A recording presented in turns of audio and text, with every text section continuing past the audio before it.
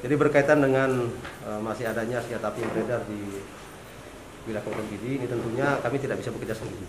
Ya. Kami butuh bantuan dari masyarakat khususnya, ya. Karena keberadaan masyarakat ini ada di lingkungan sekitar masyarakat. Ya.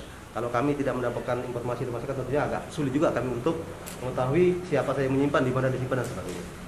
Ini bisa dipastikan berarti Pak senjatanya sisa konflik aja kemarin Pak? Dari keterangan yang disampaikan oleh tersangka D, ya, selaku yang pemilik, ya, yang menguasai senjata pada saat kami amankan, senjata tersebut berasal dari sisa konflik, ya, yang pernah terjadi di wilayah kita.